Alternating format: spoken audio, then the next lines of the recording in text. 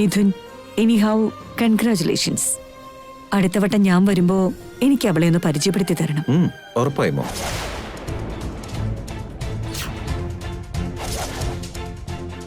മഞ്ജിരി, ചെയ്യുന്ന ജോലിയുടെ ആത്മാർത്ഥത കാണിക്കണം. അതിൽ നിന്നും കമ്പനിക്ക് എത്ര ലാഭം കിട്ടുമെന്നും അത് നഷ്ടപ്പെടുത്തിയ കമ്പനിയുടെ പേര് പോവുമെന്നും ചില സമയത്ത് നീ മറന്നു പോകുന്നു എന്നുള്ളതാണ് സത്യം.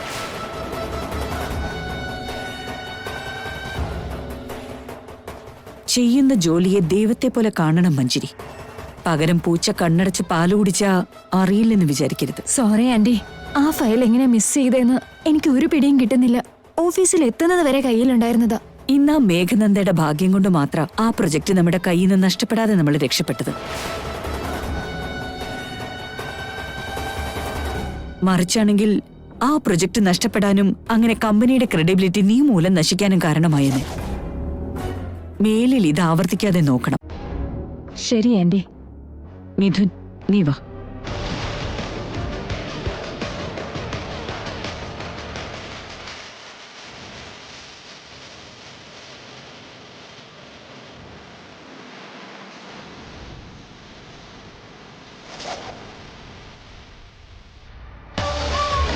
ഓഫീസിൽ വെച്ച മേഘയെ പൂജിച്ചത് പോരാഞ്ഞിട്ടാണോ മിഥുൻ വീട്ടിൽ വന്നിട്ടും അവളെ കുറിച്ച് പ്രസംഗിച്ചത്?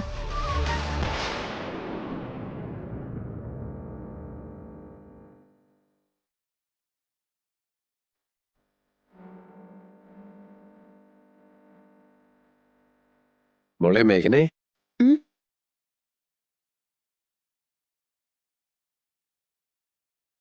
ഇന്ന് എനിക്ക് വളരെ സന്തോഷമായി മോളെ. അതിന്റെ കാരണം എന്താച്ചാ? മേഘന ഭാഗ്യമില്ലാത്തവളാണെന്ന് പറഞ്ഞെങ്കിലും മേഘ ഭാഗ്യമുള്ളവളാണെന്നല്ലേ അരുണിമ പറഞ്ഞത്. മിഥുനും ഇൻഡയറക്റ്റ് ആയിട്ട് നിന്നെ കുറിച്ചാണ് അത്രയും നല്ല കാര്യങ്ങൾ പറഞ്ഞത്.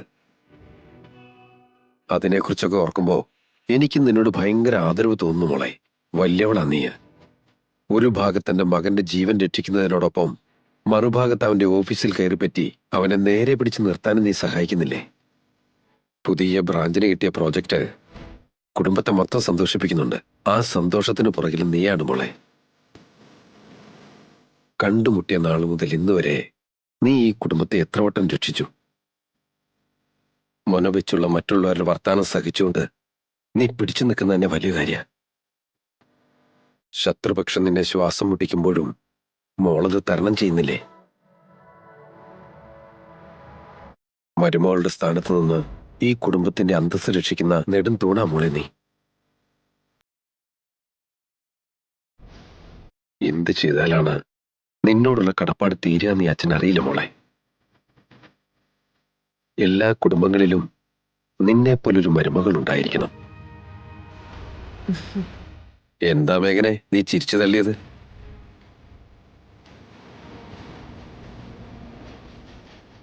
എനിക്കെല്ലാം മനസ്സിലാകുന്നുണ്ട്. മിഥുന്റെ ജീവൻ രക്ഷിക്കാൻ വേണ്ടിയുള്ള സ്വാർത്ഥതയ്ക്ക് വേണ്ടിയാണ് നിന്നെ അവന് കെട്ടിച്ചു കൊടുത്തത്. എന്നിട്ടിപ്പോ ഈ കുടുംബത്തിന്റെ നെടും തൂണാണ് നീയെന്ന് ഞാനിപ്പോ പറയുമ്പോ നിനക്ക് ചിരിക്കാൻ മാത്രമേ തോന്നൂ. എന്നാലും ആത്മാർത്ഥമായിട്ടാ മോളെ ഞാനത് പറഞ്ഞത്. മിഥുന്റെ ഭാര്യാസ്ഥാനത്ത് നിനക്ക് മാത്രമല്ലാതെ മറ്റാർക്കും പിടിച്ചു നിൽക്കാനാവില്ല. നന്ദൻ കുടുംബത്തിന്റെ മരുമകളായി ആ സിംഹാസനത്തിൽ ഇരിക്കാനും നിനക്ക് മാത്രമേ യോഗ്യതയുള്ളൂ. ഇന്ന് നന്ദൻ കുടുംബത്തിലെ എല്ലാവരും മേഘനന്ദയെ പ്രശംസിച്ചത് കണ്ട് ഞാൻ മതിമറക്കാൻ പാടില്ല. ഇവിടുത്തെ മരുമകളാകാൻ എനിക്ക് മാത്രമേ യോഗ്യത ഉള്ളൂ എന്ന് അച്ഛൻ പറഞ്ഞോണ്ടായില്ലല്ലോ. ഈ കുടുംബത്തിലുള്ളവർ എനിക്ക് സമ്മാനിച്ച ചതിക്കും വഞ്ചനയ്ക്കും മുന്നിൽ ഇനി എത്ര വലിയ അനുമോദനം നൽകിയാലും അതിനൊന്നൊരു വിലയുമില്ല അച്ഛാ. നിങ്ങള് എന്റെ പുറംമുതുകിലെ കുത്തിയ മുറിവ് ആഴമുള്ളൊരു വ്രണായിട്ട് മാറിയിരിക്കുക. ആ വ്രണത്തിന്റെ വേദനയ്ക്ക് ഇതൊന്നും ഒരിക്കലും മരുന്നാവില്ല. മിഥുനേട്ടന്റെ സുരക്ഷ എന്റെ ജാതകവുമായി കെട്ടിപ്പിണഞ്ഞ് കിടക്കുന്നതുകൊണ്ടാ ഞാൻ ഇന്നും ഇവിടെ നിൽക്കുന്നത്.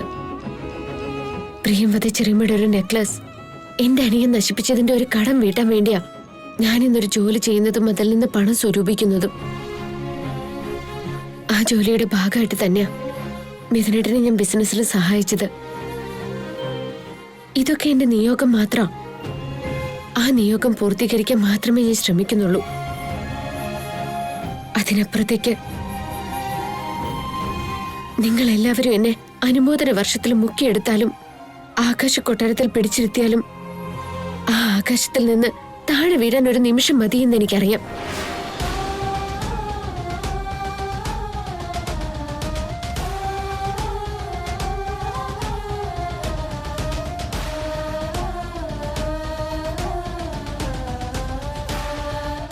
മഹാദേവ, ഇത്രയും നല്ലൊരു പെൺകുട്ടിയെ മിഥുന്റെ ജീവിതത്തിൽ നിന്നും അകറ്റിക്കളയല്ലേ. ഈ കുടുംബത്തിന്റെ ഭാഗ്യരത്നത്തെ നഷ്ടപ്പെടുത്തരുതേ.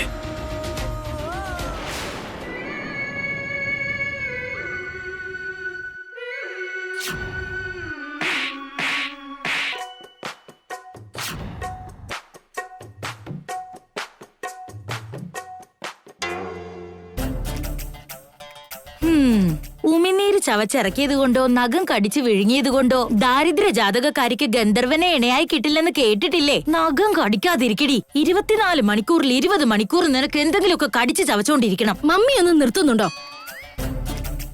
വന്നോളും കൊറേ പഴഞ്ചൊല്ല് പറഞ്ഞോണ്ട്. അതിന് ഞാനിപ്പോ എന്താടി പറഞ്ഞേ? തുത്തു ഉണക്കി പക്ഷെ പോലെ ഇരുന്നിടത്തിരുന്ന് തുള്ളാൻ. എന്താടി നിന്റെ പ്രശ്നം? ഞാൻ വിവേകിനെ കണ്ടിരുന്നു. ആ കണ്ടിട്ട് എന്തു പറഞ്ഞടി? എന്റെ ശാലിനി പരിണയ പുസ്തകത്തിൽ നിന്ന് 4 ഏട് കീറി അവന്റെ മുൻപിൽ വെച്ചു കൊടുത്തു. എന്നെ പരിണയിക്കണേന്ന് മുട്ടിൽ നിന്ന് അപേക്ഷിച്ചു. പക്ഷെ ശാലിനി പരിണയം ഒരു ദുരന്ത കഥയാവുന്ന അവൻ പറഞ്ഞു. കരണക്കുറ്റിക്ക് ഒരെണ്ണം തന്നവൻ എന്നെ കണ്ടം വഴി ഓടിച്ചു. എന്ത്? നിന്നെ കണ്ടം വഴി ഓടിച്ചതും പോരാ, കരണക്കുറ്റി അടിച്ചു പൊളിച്ചോ? ആ പൊളിച്ചു മമ്മി. നോക്കിയേ, ദേ അവന്റെ കൈ ഇവിടെ പതിഞ്ഞിട്ടുണ്ട്. ഞാൻ അപ്പോഴേ നിന്നോട് പറഞ്ഞതല്ലേ, എന്ത് ചെയ്താലും തേൻ പുരട്ടിയ പഴത്തില് സൂചി കയറ്റുന്ന പോലെ കേറിക്കഴിഞ്ഞ അവൻ പോലും അറിയാവുന്ന ഞാൻ നിന്നോട് പറഞ്ഞതല്ലേ. എന്നിട്ടിപ്പോ എന്തായിടി? അവന്റെ കൈപ്പത്തി സമ്മാനമായിട്ട് മേടിച്ചോണ്ട് വന്നിരിക്കുക. മമ്മി, ഞാനിവിടെ പ്രേമനൈരാശ്യത്തിൽ ശാലിനി പരിണയ പുസ്തകം റിജക്ട് ചെയ്ത വേദനയിലിരിക്കുക. എന്നിട്ടിപ്പോ മമ്മി എരുതിയിൽ എണ്ണ ഒഴിക്കുവാണോ? പിന്നല്ലാണ്ട് ഞാൻ ഇനി എന്താടി ചെയ്യണ്ടേ? കൂറി തെറ്റാണ്ട് കാര്യങ്ങൾ ചെയ്യാൻ പഠിക്ക്. അതിന് നിന്റെ എടുത്തുചാട്ടം മാറ്റ്. കഴിഞ്ഞതൊക്കെ കഴിഞ്ഞില്ലേ മമ്മി? ഇനി എന്താ ചെയ്യണ്ടേന്നുള്ളത് ചിന്തിക്ക്. ഇനി ഇതില് ചിന്തിക്കാൻ എന്തിരിക്കുന്നു? ഇനിയിപ്പൊ ആ പ്രിയംവത ഇതിൽ ആയുധമാക്കിയാലേ നമുക്കിതില് വിജയിക്കാൻ പറ്റൂ മോളെ. ഇത്രയൊക്കെ നടന്നിട്ട് ഇനി വിവേക് അവന്റെ അമ്മ പറഞ്ഞതിന്റെ പേരിൽ എന്റെ കഴുത്തിൽ താലി കെട്ടുന്നു തോന്നുന്നുണ്ടോ? ആ വിവേക് നിന്റെ കഴുത്തിൽ താലി കെട്ടിയില്ലെങ്കിൽ നിന്നെ കൊണ്ട് അവന്റെ കഴുത്തിൽ ഞാൻ താലി കെട്ടിക്കും. നിന്റെ അമ്മയുടെ ശരിക്കുള്ള സ്വഭാവം നീയും കണ്ടിട്ടില്ല മോളെ. നീ ധൈര്യമായിരിക്കെ. വിവേകും നീയും തമ്മിലുള്ള കല്യാണം ഞാൻ നടത്തിയിരിക്കും.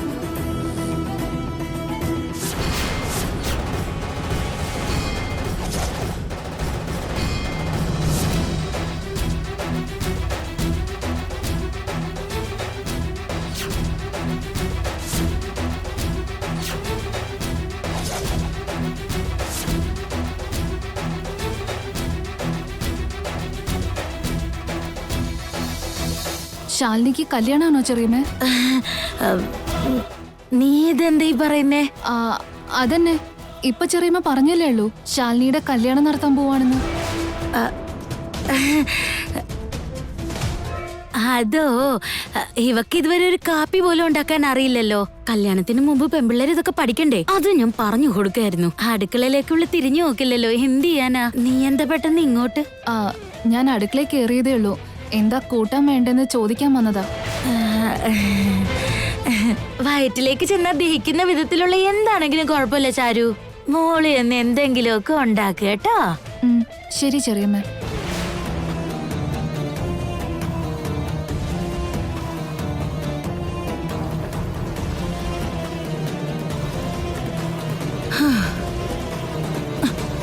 നീ ആദ്യം പകൽക്കിനവ് കാണുന്ന ഒന്ന് നിർത്ത്. നിന്റെ കല്യാണം ആരുടെ കൂടെ എപ്പ നടത്തണമെന്ന് എനിക്കറിയാം. ശരി.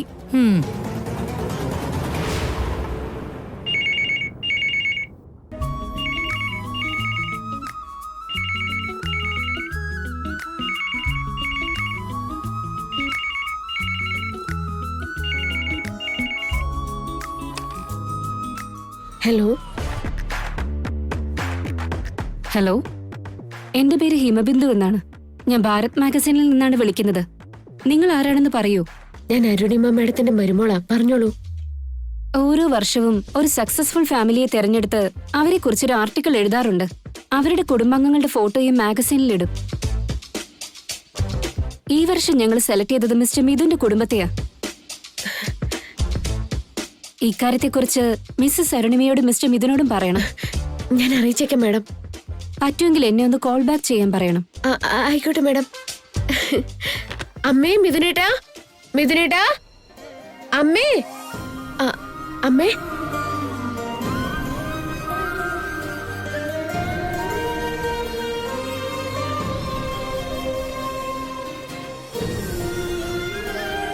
എന്തിനാ വിളിച്ച്?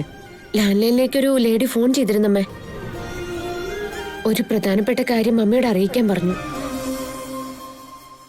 അതെ മേഘനെ, നീ ഈ വീട്ടിലെ വെറും അതിഥി മാത്രോ? അത് ഓർമ്മിച്ചാ കൊള്ളാം.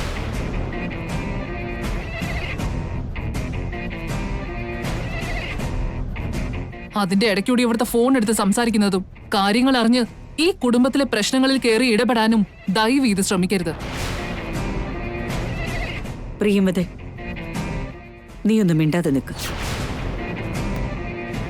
നീ കാര്യം പറ മേഘനെ, എന്താ പ്രധാനപ്പെട്ട കാര്യം? ഭാരത് മാഗസീന്ന് ഹിമബിന്ദു എന്നൊരു ലേഡി വിളിച്ചിരുന്നു അമ്മേ.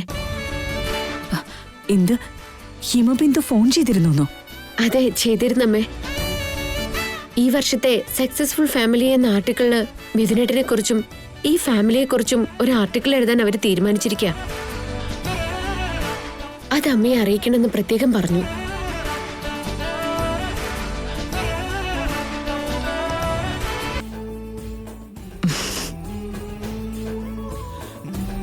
ഹലോ അരുണിമ മാഡം, നമസ്കാരം. നമസ്കാരം ബിന്ദു, പറഞ്ഞോളൂ. ഞാൻ നിങ്ങളെ വിളിച്ചിരുന്നു, പക്ഷെ ലൈൻ കിട്ടിയില്ല. അതുകൊണ്ട് പിന്നെ ലാൻഡ് ലൈനിലേക്ക് വിളിച്ചത്. ഈ വർഷത്തെ സക്സസ്ഫുൾ ഫാമിലി എന്ന ആർട്ടിക്കിളിൽ നിങ്ങളുടെ കുടുംബത്തെക്കുറിച്ച് ഞങ്ങളുടെ മാഗസീനിൽ ഒരു ആർട്ടിക്കിൾ എഴുതാൻ തീരുമാനിച്ചിരിക്കുകയാണ്. ഇക്കാര്യം നിങ്ങളുടെ മരുമകൾ നിങ്ങളോട് പറഞ്ഞിട്ടുണ്ടാവും.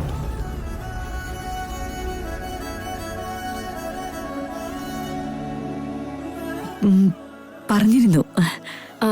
നാളെ നിങ്ങൾ ഞങ്ങളുടെ സ്റ്റുഡിയോയിലേക്കൊന്ന് വരാമോ? കുഴപ്പമൊന്നുമില്ലല്ലോ അല്ലേ? ഭാരത് മാഗസിനിൽ ഒരു ആർട്ടിക്കിൾ വരാന്ന് പറഞ്ഞാൽ തന്നെ വലിയ കാര്യമല്ലേ? ഇല്ലാത്ത സമയം ഉണ്ടാക്കിക്കൊണ്ട് ഞങ്ങൾ അങ്ങോട്ട് വരും. Thank you so much. വരുമ്പോൾ black and gold dress combination ആയിരിക്കണം. ഉറപ്പായിട്ടും. ടൈം ആൻഡ് ലൊക്കേഷൻ നിങ്ങളുടെ ഫോണിലേക്ക് ഷെയർ ചെയ്യാം. ശരി, ആയിക്കോട്ടെ. Bye. Thank you so much. അരുണിമേ, എന്താ വിശേഷം? മുഖത്ത് നല്ല തെളിച്ചോണ്ടല്ലോ. കുറെ കാലായിട്ട് ഞാൻ ആഗ്രഹിക്കുന്ന ഒരു ഗുഡ് ന്യൂസ് ഇന്നാ കേൾക്കാൻ പറ്റിയത്. അതുകൊണ്ടാ അത്ര സന്തോഷായിരിക്കുന്നത്. എന്താ മാമത്? ഭാരത് മാഗസിനിൽ നമ്മുടെ ഫാമിലിയെ കുറിച്ച് ഒരു ആർട്ടിക്കിൾ എഴുതാൻ പോകുന്നുണ്ട്.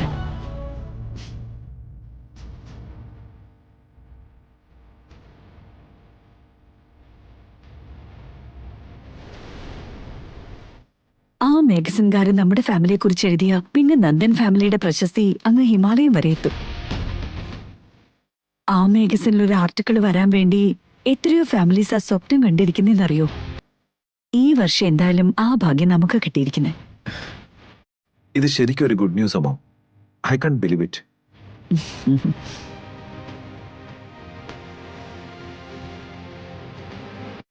ഭാരത് മാഗസിൻകാർ ഫോൺ വിളിച്ചെന്ന് പറഞ്ഞാൽ തന്നെ അത് അത്ര ചെറിയ കാര്യമൊന്നുമല്ല. It's a proud moment. ശരിയാണ് മിഥുൻ, ഇതെല്ലാം നീ കാരണമാണ് സംഭവിച്ചത്. മോൻ നമ്മുടെ കമ്പനിയെ ഒരു സക്സസ്ഫുൾ വേയിലൂടെയാണ് കൊണ്ടുപോകുന്നത്.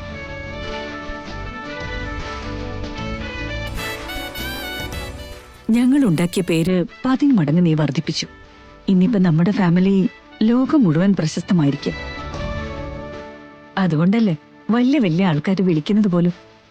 Congratulations aunty. Thank you so much Manjari. എല്ലാവരും കേട്ടോളൂ, നാളെ നമുക്ക് എന്തൊക്കെ ജോലി ഉണ്ടെങ്കിലും എന്തൊക്കെ പ്രശ്നങ്ങൾ ഉണ്ടെങ്കിലും എല്ലാം മാറ്റിവെച്ചുകൊണ്ട് ഭാരത് മാഗസിന്റെ ഇന്റർവ്യൂവിന് പോയിരിക്കണം.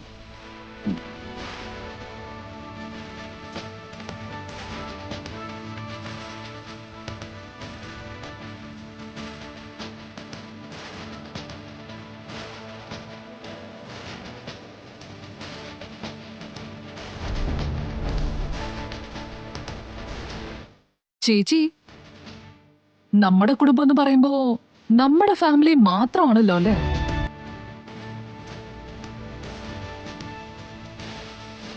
എന്തായിരുന്നു പ്രിയമത നീ ഉദ്ദേശിച്ചത്? അതെന്നെ, വിവാഹമോചനം നേടി ഇവിടുന്ന് പോകാൻ ആഗ്രഹിക്കുന്നവർ.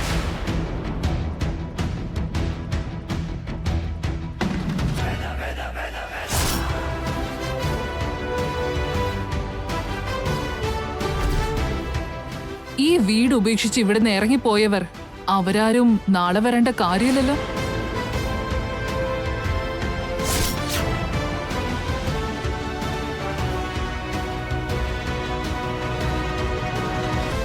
പ്രിയമതേ, മേഘന ഇപ്പോഴും മിഥുന്റെ ഭാര്യ തന്നെയാണ്.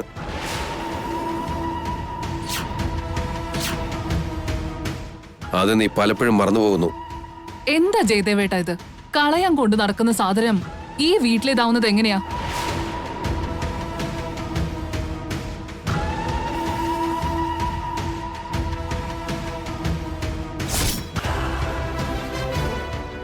ഏത് വകുപ്പിലാ ഇവളീ വീട്ടിലെ മരുമോളാന്ന് പറയുന്നേ?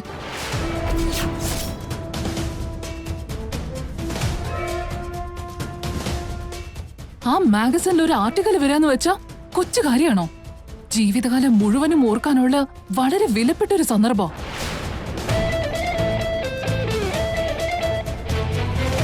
അങ്ങനെയുള്ള സ്മരണകളിൽ ഒരു കാറ്റടിച്ച പറന്നു പോകുന്ന അപ്പൂപ്പൻ താടി പോലത്തെ ആൾക്കാരുണ്ടാവേണ്ട കാര്യമില്ല.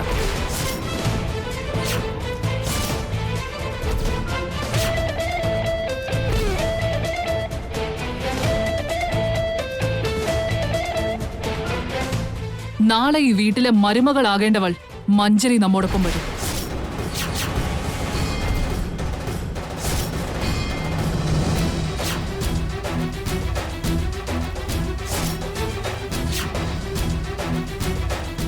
ഇപ്പൊ ഈ കാര്യത്തിന് ഇത്ര വലിയ പ്രാധാന്യം കൊടുക്കേണ്ട വല്ല കാര്യമുണ്ടോ ചെറിയ?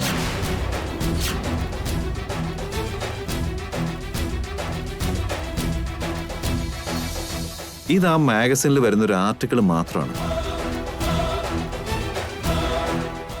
ഈ ഒരു ആർട്ടിക്കിളിന്റെ പേരിൽ ആരുണ്ടാവണം ആര് വേണ്ടെന്നൊക്കെ ഡിസ്കസ് ചെയ്യേണ്ട ആവശ്യം തന്നെ ഇല്ലെന്ന് എൻ്റെ അഭിപ്രായം.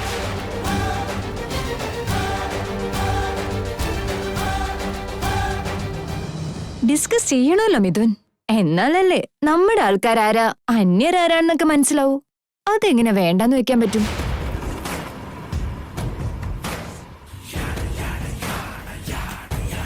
എന്നോ നടക്കേണ്ട കാര്യത്തിന് ഇപ്പൊ തന്നെ ആൾക്കാരെ മാറ്റി നിർത്തേണ്ട കാര്യമില്ലല്ലോ മഞ്ജരി. വിവേക്,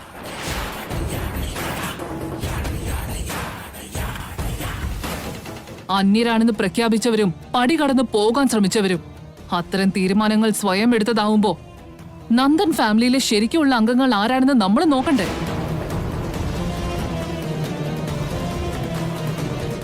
പ്രിയമതേ, അതിനെക്കുറിച്ച് പിന്നീട് ആലോചിച്ചൊരു തീരുമാനത്തിലെത്താം.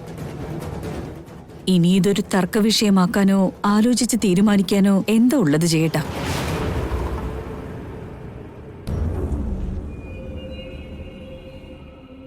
പ്രിയംവത പറഞ്ഞത് അതിന്റെ ശരി.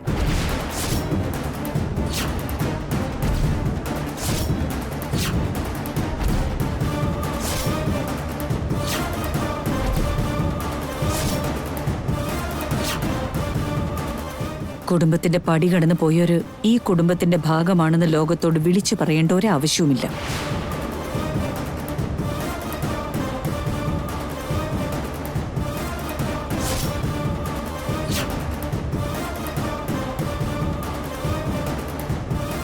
ജീവിതകാലം മുഴുവൻ നല്ലൊരു സ്മരണയായി നിലനിൽക്കേണ്ട കാര്യങ്ങളിൽ വേണ്ടാത്തവരുണ്ടായാലും അതൊരു കല്ലുകടിയായി നിൽക്കും.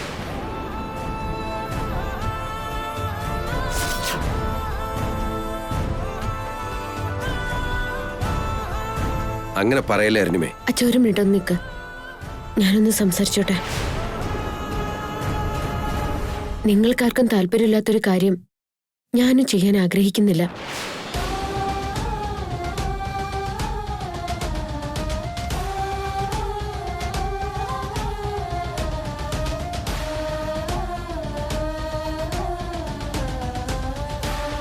അവിടേക്ക് നിങ്ങളോടൊപ്പം വരണമെന്ന് കൊതിയോ, നന്ദൻ കുടുംബത്തിലെ മരുമകളായി ലോകത്തിന് മുന്നിൽ എന്നെ പരിചയപ്പെടുത്തണമെന്ന് മോഹമോ എനിക്കിപ്പോഴില്ല.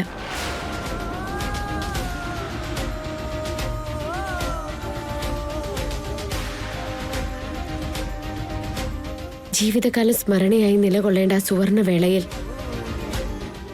ഞാനൊരു കല്ലുകടിയായി ഒരിക്കലും വരില്ല. എനിക്കത് വേണ്ട താനും.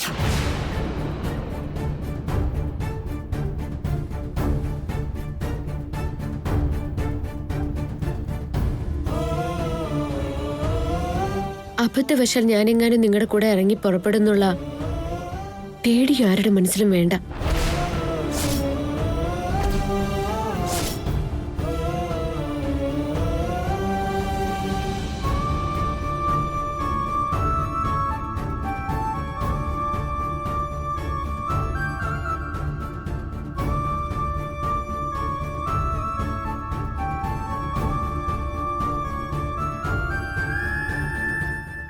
എല്ലാവരും നാളെ കാലത്ത് 9 മണിക്ക് തന്നെ റെഡിയാവണം.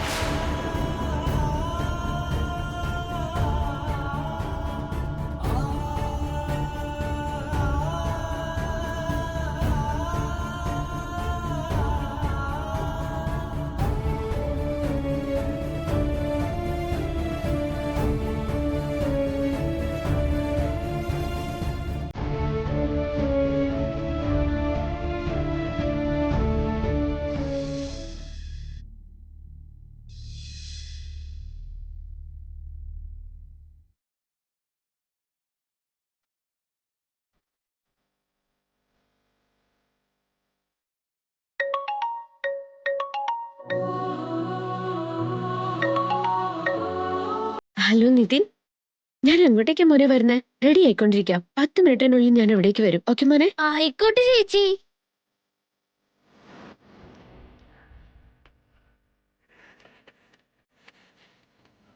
മേഘന ചേച്ചി, എന്താ സുദീപ്? ഡ്രസ്സ് തയ്ച്ചു വെച്ചിട്ടുണ്ട്, അത് ഇവിടെ വെക്കട്ടെ? അവിടെ വെച്ചാ മതി.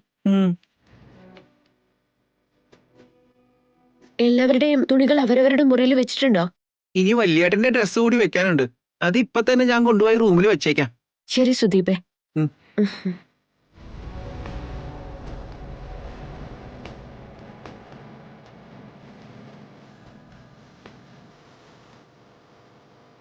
വല്യേട്ടാ, ഡ്രസ്സ് തയ്ച്ചു കൊണ്ടുകൂടെ വെച്ചിട്ടുണ്ടേ. ഓക്കെ.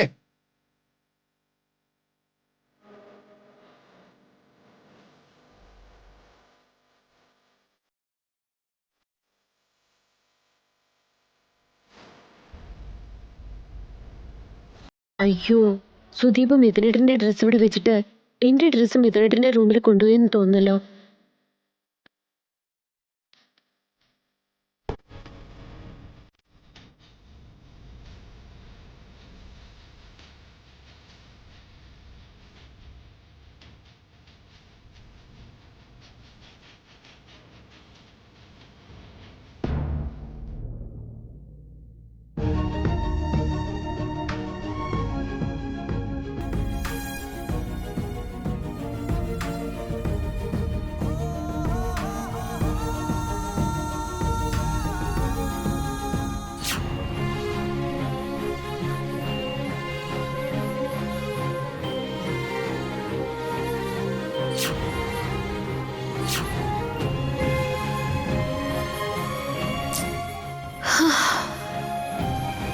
കൊള്ളാലോ, ആളിങ്ങെത്തിയല്ലോ.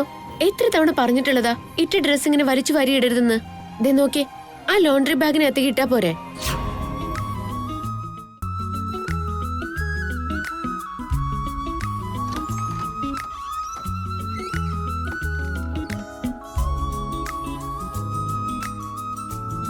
മേഘനെ, നീ എന്താ ഇവിടെ? ഇവിടെന്ന് വെച്ചാ? അല്ല, എന്റെ റൂമില്. സുദീപ് അബദ്ധത്തില് മിഥുനേട്ടന്റെ ഡ്രസ് എന്റെ റൂമിൽ വെച്ചിട്ട് പോയി. എന്റെ ഡ്രസ്സല്ല ഇവിടെയും കൊണ്ടുവന്ന് വെച്ചിട്ടുണ്ട്, അത് എടുക്കാൻ വന്നതാ. അത് ശരി.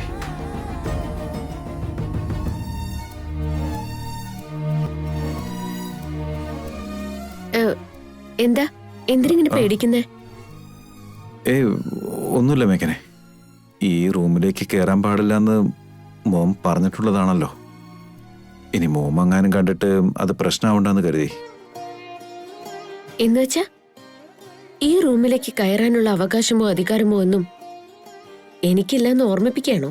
ഞാൻ ശരിക്കും ഉദ്ദേശിച്ചത് അങ്ങനെയൊന്നും അല്ല. പിന്നെങ്ങനെയാ? എന്റെ കഴുത്തിൽ താലി കെട്ടിയത് ഏട്ടനാ, എന്നെ ഭാര്യയായി സ്വീകരിച്ച വ്യക്തി. ഏട്ടന്റെ ജീവിതം പങ്കുവെക്കാൻ എത്തിയവളാണ് ഞാൻ. ഇന്ന് ഈ റൂമിലേക്ക് കയറാൻ പാടില്ലെന്ന് ആരോ ഒരു ലക്ഷ്മണരേഖ വരച്ചെന്ന് കരുതി ഈ റൂമിൽ കയറാനുള്ള എന്റെ അവകാശം ഇല്ലാതാവില്ല.